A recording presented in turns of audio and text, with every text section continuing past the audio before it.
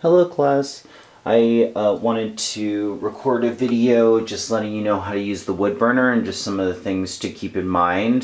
The first thing about the wood burner is safety, that these get extremely hot. This entire metal area, mine is on right now, and the whole metal area is extremely hot, and if I put it down on this foam board it would definitely burn through. So I have this little metal plate. Only some of you have little metal kickstands that rests right here at this junction, and those of you that don't, just something metal or ceramic, something that's heat resistant will be fine. I'm just leaving it on top of this tin container. So just that's the first most important thing, and just be careful not to touch any of this or let the cord get in the way. Oftentimes the wood burner can burn the cord, or it can kind of go flying if you're not mindful, so just be careful with it. They get extremely hot. One thing to keep in mind, I've given you all that have wood burners different tips to the wood burner. When it is cold, you can change the tips when they're hot if you have a plier, a pair of pliers, and it's always going to be counterclockwise to remove the tip. And so you could use pliers while it's hot, or let it cool down and then change the tip. So if I were to change this tip, this is hot so I'm not going to touch it, I'd twist it counterclockwise and then I'd insert a new tip. And right now this is the universal tip. It's got kind of an angled edge. It looks a little bit like a Phillips head screwdriver, and this is useful for putting both line and shading in. That's why it's the universal tip, and I'll demonstrate it in a minute. These other tips, this large circular one, it screws in on the back like this, and that is good for shading. So when I'm done with this endless knot design, I might switch to this if I wanted to blacken everything around it, and it can kind of uniformly create a darker burn. This is kind of in between a universal tip and that round one. It lets you cover flat areas but also use the edge. This one that looks kind of like a castle turret will leave an interesting stamp impression, a shape of a square and little moments. You can actually lay this down as pattern, one like this, and then we've got a more kind of line-based linear pointer tip. And you can be using these attachments straight down to create a line, or angle them to give you shading. So just keep in mind. So for my demo here, I have this wood plate that was either a cutting board or some sort of stand back in the day. And what I've done is I took a piece of blank computer printer paper and put it in front of my laptop on front of the design, sketched out the design that was coming through with the light of the paper, and then I put graphite on the back of that, put it on my wood, pressed firmly to transfer the lines onto it, and that's where I'm at now. So let me just show you how I use the wood burner. I'll show you line first. So there's two ways to lay down line with the wood burner. The first one is pressing and using it almost like a stamp as it burns. So I'll show you that first. As you can see, this is extremely hot and burning the wood. It's a good idea to be quite mindful of how hot and burny this thing can be. So just touching it is going to burn, but you can also slide it gently back and forth. The interesting thing about wood burning is that you're actually carving into the wood slightly as you're burning, and so you can vary the amount of pressure to control that, but that subtle dimensionality really does affect how the material looks. It has a bit of a more physical presence. So that was just some line. I'm now going to pull the tool to do some shading to fill in some of these negative spaces. And oftentimes you can get different levels of darkness to the burn, and oftentimes I'll have to go back to the same area. So this negative space, that's not as dark as I would like it to be. So I'm going to slowly, with some pressure, continue to pull in this area until it burns to the desired darkness. And one of the first things you should do when you set this up is run a test on a scrap piece of wood or on the back of your wood piece. Run a test to see how dark this material can go and to really get a feel of what can be done with it. Going back and forth, and as you burn into the wood, it will cause the tool to cool down slightly, so just keep that in mind as well, that as you work it's going to cool down a bit, and so you may let it rest a little bit before going back to burning. So right now my wood actually has a kind of pretty pronounced grain. You probably can't see it in the video, but the grain is pretty pronounced, so I'm actually having to press quite a bit more than I am able to slide and pull the tool for line. Another thing to consider is what shape mark do the different tips create, or can they create? Because as you get to shading, it's a little difficult to do perfectly convincing smooth shading in with the wood burner. You can pointillism, just placing dots of varying densities, darknesses, and sizes can be a good way of suggesting a gradient or a fade.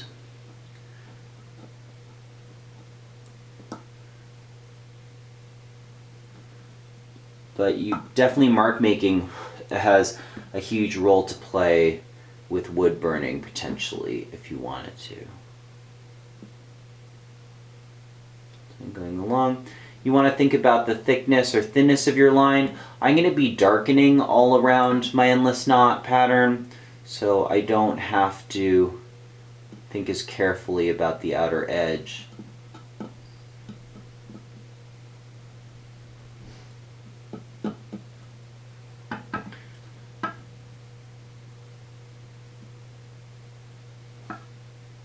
So now I'm just pressing it to create a deeper line.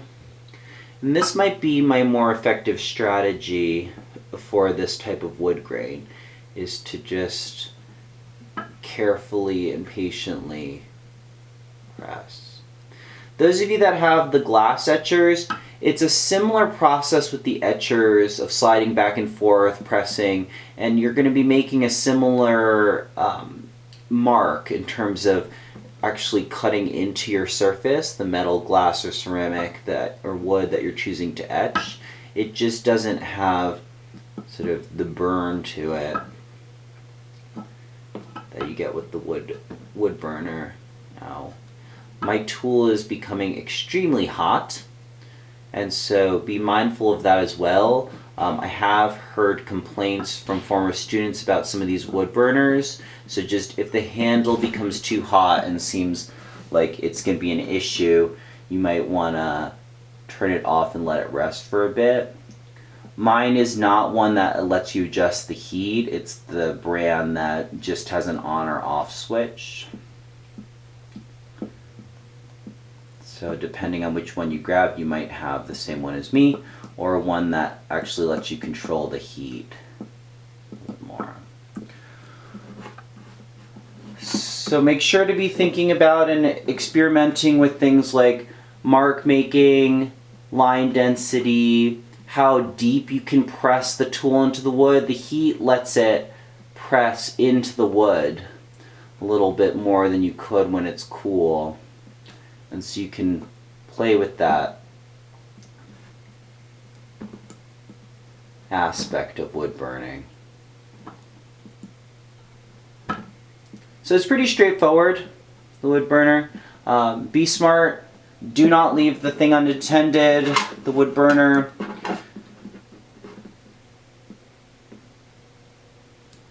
So you can see I'm angling the tool right now, and it's giving a thicker burn mark. And I'm not a very precise artist, so I'm doing my best to use the properties of the tool itself to kind of help me with straight lines and to cultivate precision. Oftentimes with the wood burning, you have to revisit areas. I'll go back in for sure to develop shading. I think what I would like for this demo piece is that around the endless knot pattern, there's a gradient from darkest closest to the form that fades outward. So I'll probably fiddle with some of the different tips to accomplish that. If you can see the technique I'm using now, I'm just really quickly moving it and it's just slightly burning. So if I want to start to carve some negative space but I don't want to go too dark, or if I want to create a subtle gradient, I can go a little gentler to just create some subtle shading as opposed to how dark I want with the line. I'm moving quicker so it's just burning a little bit less.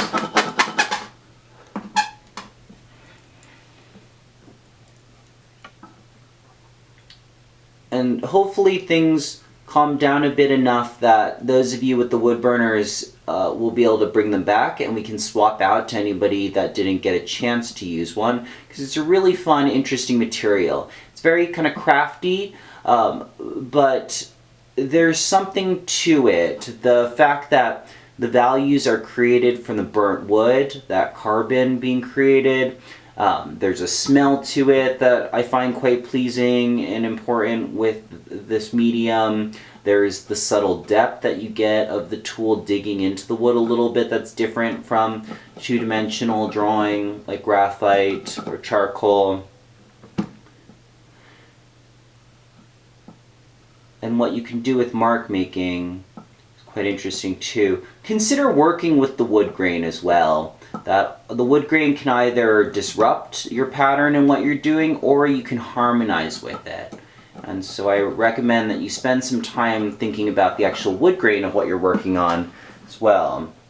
So this week, what I'm asking you all to do is to just complete a finished exploration and a quicker art piece. Spend about 10 hours this week working with the wood burner or the etcher, or fiddle around with the candle drawing fumage.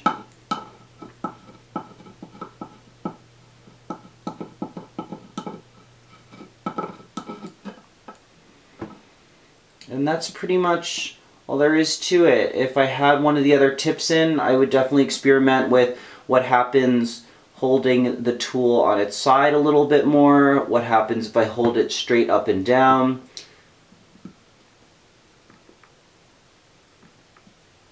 Something I'll do later too is I might really let the tool sit for quite a while in some of these negative spaces to really create a very deep, dark, black value.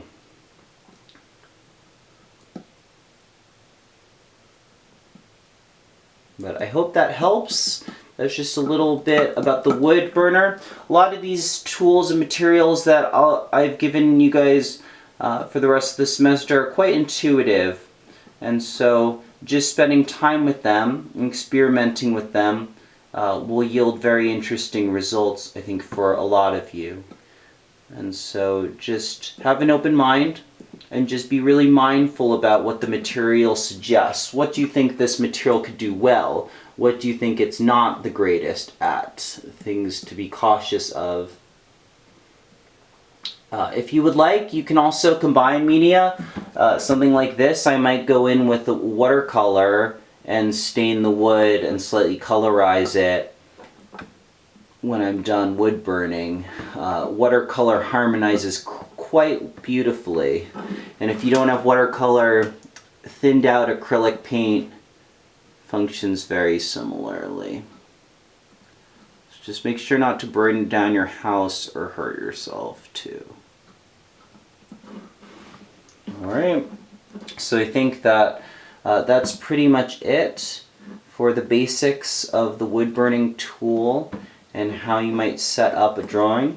It is also a material that you don't have to plan like I did. You can just work kind of intuitively, create something kind of abstract, or just play around and doodle with it. It's a really versatile tool. It's not too committal. And if you end up making a mistake, sandpaper can actually help you get it back to the original wood. And so just keep that in mind, that there is the opportunity to do some erasing with sandpaper.